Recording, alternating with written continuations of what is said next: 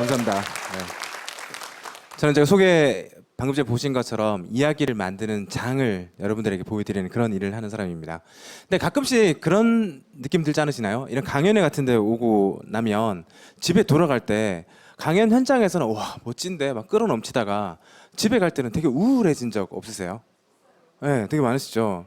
아, 저분은 저렇게 대단한 것 같은데 저런 불굴의지로 이러는데 난 도대체 뭐지? 이 생각 되게 많이 들지 않으세요? 그렇죠. 제가 보고 있는 게 그런 부분입니다. 사람들은 다른 사람한테 관심이 있는 게 아니라 자기 자신한테 관심이 있거든요. 자기가 고민이라는 많은 지점, 뭔가 돌파구가 필요하고 기회를 찾고 싶을 때, 뭔가 차이를 일으키고 싶을 때, 선택의 순간을 마주할 때 그런 순간에 차이를 만들어낼 수 있는 그런 이야기들을 원하는 거겠죠. 제가 하는 일이 그런 일들입니다. 지금까지 보셨던 여러 가지 지금 강연회들을 보셨는데요. 이런 곳에서 제가 하고 싶었던 것들이 진짜 우리 삶에서 차이를 만들어내는 건 뭘까? 그런 지점을 여러분들에게 이야기를 드리겠습니다. 우리가 사실은 온 사회가요 구호로 난무를 하거든요. 열정을 가지고 창의성 키우고 다 맞는 말들인데 이상하게 그런 구호들이 자꾸 노출되다 보면 이 메트로놈 이펙트라는 거에 빠지게 됩니다.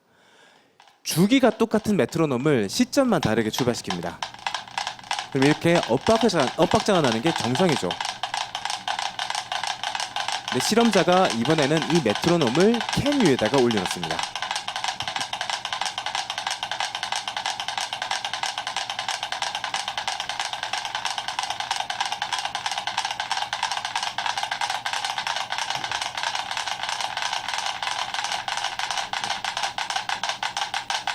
네, 똑같으시죠?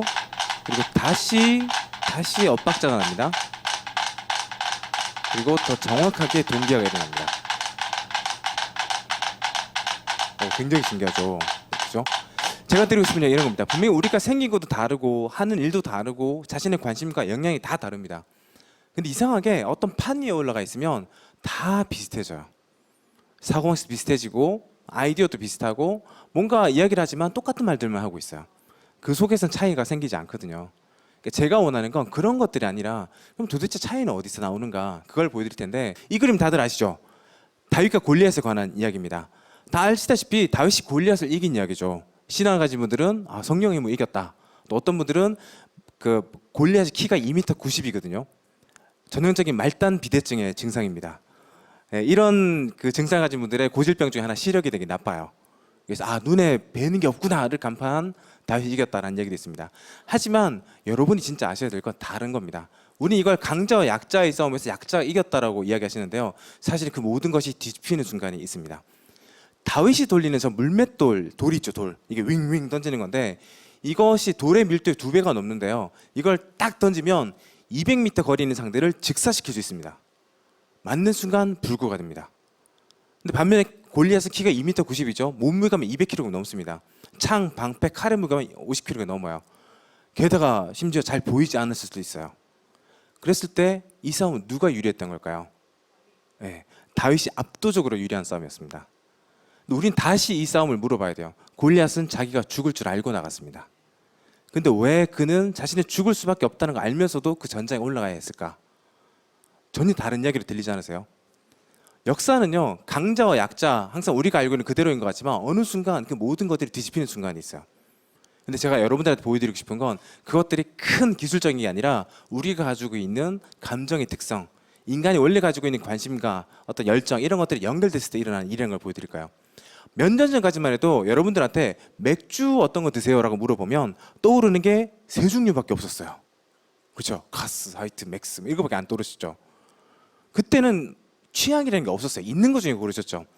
근데 어느 순간 마트에 갔더니 맥주의 종류는 100종이 넘습니다. 맥주를 어떻게 골라야 되죠? 처음엔 당황하죠. 어떤 분은 난 기존에 마시던 대로 마실 거야.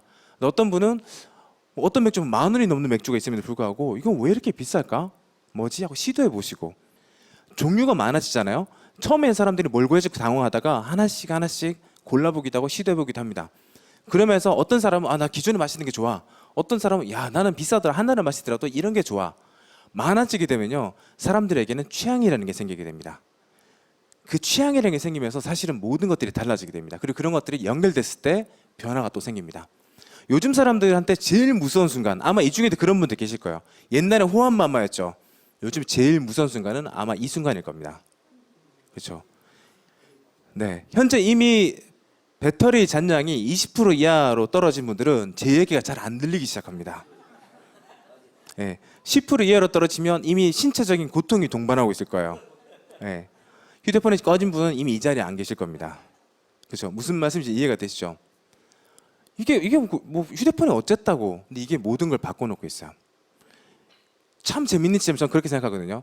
이 그림 한 번쯤 보신 적 있을 텐데요. 매슬로 욕구 5단계라 그래서 자아실현 이야기할 때 맨날 나오는 이야기예요. 먹고 사는 문제 해결되지 그 외 욕구 해결되고 그래서 자아실현. 근데 사람들이 어느 순간부터 아 이거 이제 안 맞다라고 생각합니다. 왜냐하면 자아실현의 문제가 아니라 인간이 먹고 사는 가장 근원의 욕구 있죠. 제일 밑에 있는 욕구. 이거보다 더 기반의 욕구가 있다는 걸 사람들이 이해하기 시작했거든요. 사람들은 그걸 와이파이 욕구라고 부르고 있습니다. 약간 말장난이지만 느껴지지 않으세요? 제가 무슨 말씀 드리고 싶으냐면 인간에겐 생존의 욕구만큼 연결의 욕구 또한 그만큼 강하다는 거예요. 이게 뭐 어쨌다고 하시겠지만 이게 산업을 바꾸고 있어요. 얼마 전까지만 해도 사람들은 무인 자동차 절대로 안 된다고 생각했어요. 내 안전 어떻게 기계한테 맡기냐고. 근데 요즘에 사람들이 차를 몰다가 신호등이 빨간색 딱 바뀌잖아요. 그럼 서야 되잖아요. 옛날에 짜증냈어요. 아, 또 서야 되네. 요즘 사람들 바뀌고 있는 게 느껴지세요? 신호가 빨간색 바뀌잖아요. 아주 즐겁게 세워줘요. 심지어 빨리 바뀌잖아요. 파란색으로. 그럼 짜증내요. 왜 이렇게 빨리 바뀌어? 이러거든요. 왜 그런지 이해되는 분 많으시죠? 그 사이에 얼른 스마트폰 하거든요. 그러다 보니까 어떤 사람들은 나 이렇게 멈추는 구간 정도, 좀 출발하는 이 정도 구간 정도는 차가 혼자 좀 알아서 움직였으면 좋겠어요. 직선 구간 정도는 좀 내가 좀 한눈 팔아도 괜찮았으면 좋겠어요. 라고 생각하는 분들이 점점 많으신 거예요. 요즘에 자동차의 중형급 이상에는 다 ACC라고 해서 자동 주행 기능이 다 들어가 있습니다. 그게 그냥 나온 게 아니에요. 사람이 나는 무인 자동차 싫어했는데 어느 순간 사람들이 그걸 원하고 있는 거예요. 연결 욕구라는 건 정말 무섭거든요. 이제는요, 전 세계에서 가장 많이 다운로드 받는 앱 또는 가장 많이 사용하는 앱 1위부터 10위까지는요 전부 다 메신저입니다. 일부 예외 게임이긴 하지만 모든 사람들이 이제는 대화 속에 존재하고 있죠. 여러분이 그렇지 않으세요? 눈 뜨고 잘 때까지 하루 종일 카톡하고 계시죠. 예. 여러분이 카톡 이렇게 많이 하기 전에는 길거리에 나가면 커피숍이 없었습니다. 근데 요즘에 커피숍 범람하죠. 사람들이 대화하기 시작하면서 재밌는 점 뭐냐면 대화로 끝나는 게 아니고요. 사람들이 그 대화하면서 관심사들끼리 만나면서 길거리에 나가기 시작해요. 이제 여러분들 이미 광고 별로 안 보지 않으세요? 근데 관심 없는 거 찾아도 안 봐요. 반면에 관심 있는 게 있으면 하지 말라고 해도 마음을 내잖아요. 오, 괜찮은데? 그리고 그 관심을 다른 사람들 가지고 있는지 궁금해요. 다른 사람도 이거 하나? 들여다보죠. 여러분 이제 검색 별로 안 하지 않으세요? 검색의 시대는 끝났습니다. 이제는 발견의 시대라고 부르죠. 여러분 카카오 스토리를 하시거나 페이스북을 하시거나 이제는 친구들이 올려놓은 것들 보면서 괜찮은데? 들여다보고 반응하지 않으세요? 이제는 모든 게 관심을 기반으로 해서 바뀌고 있어요. 그냥 지식 정보가 아니라 여러분의 관심을 연결하는 것이 경제가 되는 시대가 됐습니다. 기술의 문제가 아니에요. 우리의 정서가 문제인 거죠. 그러면서 사람들은 모든 걸 바꾸고 있어요. 이 뒤에 보시면 코스프레 사진 보시면 이 세일러문 옷을 입고 있는 아저씨들의 모습, 소위 말해서 구토 유발자라고 불리는 사람들인데요. 옛날에 이런 사람들요, 남들이 욕할까 봐 겁내했어요. 내가 아무리 이런 취향을 가지고 있어도 사람들이 어떻게 볼까? 이들이 뭉치게 되잖아요. 더 이상 두려워하지 않죠. 오히려 사람들이 자신을 조롱하는 걸 기뻐하죠. 욕해보라고 이런 식이잖아요. 왜냐하면 관심 집단이 생기게 되면 남들 눈치를 덜 보게 되고 그들끼리 함께 즐기고 함께 뭔가를 하는 것에 더 의미를 느끼거든요. 요즘 벌어지고 있는 세계의 모든 변화들이 전 마찬가지로 생각합니다. 여러분 많이 들어보시는 세계 지성향 테드 컨퍼런스, 강연회라고 생각하시겠지만 강연회가 아닙니다. 4박 5일 동안 자신의 관심사를 죽으라고 네트워킹을 하는 프로그램이에요. 밥을 먹으려고 해도 4명이, 6명이 모이지 않으면 밥을 안 줘요. 계속해서 대화하고 그 속에서 자신의 관심이 뭔지 드러내고 트위터, 박찬욱 감독 이런 분들이 발견됐던 사우스 바이 사우스웨스트라는 큰 곳에도 2주일짜리 축제인데요. 전 세계 6만 5천 명들이 2주간 내고 사람들 다 옵니다. 근데 주최 측이 크게 만든 프로그램이 주로 없어요. 오히려 1년 전부터 당신의 관심이 뭡니까? 우리한테 보내주세요. 당신이 소개하고 싶은 게 뭡니까? 우리한테 보내주세요. 그냥 사람들 다 보내고 그걸 투표를 합니다. 그냥 사람들이 누구나. 그래서 모수가 모인 사람들끼리 시간표를 짜주는 게 전부입니다. 하지만 그들은 들끓고 넘치고 장난 아니죠. 중국 메이드 인 차이나 이제 지나갔죠. 짝퉁 중국 잊어버리십시오. 메이드 위드 차이나입니다. 이노베이션 위드 차이나. 어떻게 우리와 함께 뭔가 새로운 시도를 할까 이런 장으로 펼쳐져 있는 거죠.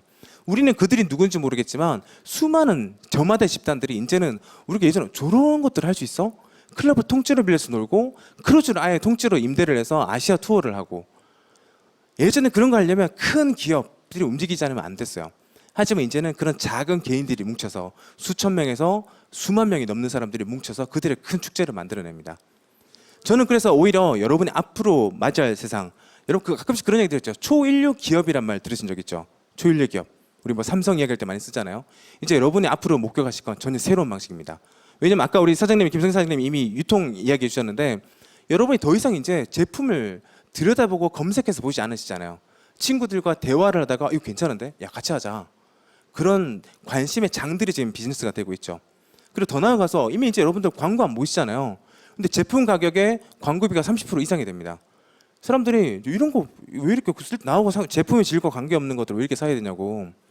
형 우리끼리 신뢰할 수 있는 걸 진짜 나의 라이프 스타일에 맞는 걸 원하는 형태로 완전히 바뀌고 있는 거죠.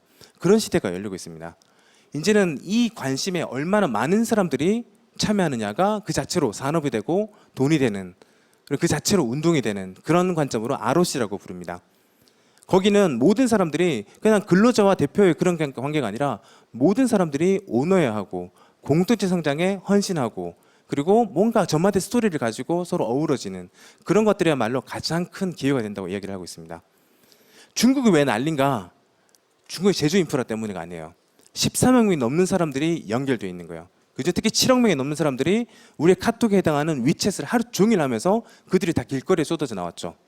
그러면서 모든 하루에 창업하는 대학생만 10,000명이 넘고요. 현재 창업에 뛰어든 대학생만 280만 명이 넘습니다. 왜? 그들이 연결됐기 때문이거든요. 대화하면서 이런 거 어때? 야 우리 한번 해보자. 수많은 그들의 자신들의 내적인 관심들이 연결됐기 때문이거든요. 그래서 세상은 앞으로 정말 달라질 겁니다. 이제는 초인류 기업이 아니라 저는 초인류 개인이 탄생하는 미래를 여러분은 곧 보실 거예요. 더 많은 사람들이 참여하면서 그런 공동체의 중심에 있는 사람들이 스타가 되고 그들이 부자가 되고 사람들 인도하는 새로운 시대가 열릴 겁니다. 초인류 개인의 시대. 그 속에서 가장 중요한 건 결국은 자신의 관심이고요. 그 관심을 함께 할 수 있는 사람들의 장이거든요. 제가 마지막 그 이야기를 좀 드리고 마무리를 하려고 합니다. 되게 존경하는 선배가 예전에 저한테 해주신 이야기인데 보통 어떤 모임에 갔을 때 그 모임의 중심이 되는 사람이 누구인가 금방 알아내는 방법이 있습니다. 보통은 그 모임의 주최자가 제일 중심인 걸 생각하지만 사실은 그 모임 누가 중심인가 자기한테 제일 먼저 찾아온 사람이에요. 나는 되게 어색해서 어디로 가야 될지 모르겠는데 그 사람이 와서 어떻게 오셨어요? 일행 있어요? 안에 사람들 알고 계세요? 제가 데려다 드릴게요. 그 사람은 다른 사람들한테 그렇게 하죠. 그 사람은 저를 잊을 줄 몰라요. 하지만 저는 그 사람이 너무 고맙거든요. 다른 사람도 마찬가지예요. 그래서 그 사람이 한마디 하려고 하면 다 사람들이 그 사람을 쳐다보죠.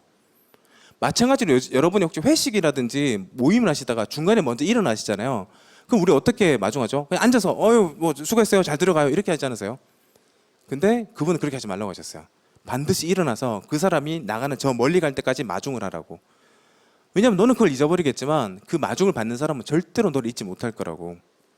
이런 시대에 중요한 그런 기술의 문제가 아니라 사람들의 관심이 연결되는 시대에 가장 중요한 건 뭔가 내가 얼마나 남들이 가지고 있지 않은 특별한 걸 가지고 있는 게 아니라 내가 먼저 다가가고 그의 마지막을 배웅하는 그래서 그들의 관심이 연결되는 것이 진짜 이 시대 중심이 되는 새로운 비밀이라고 생각합니다. 그래서 앞으로 여러분이 맞이하는 그 시대 여러분의 관심이 무엇인지 사람들이 여러분에게 다가오길 기대하는 것이 아니라 여러분의 관심으로 사람들에게 다가가셔서 관심의 장을 만드는 새로운 시작을 해주셨으면 좋겠습니다. 저는 여기서 얘기를 정리하겠습니다. 감사합니다.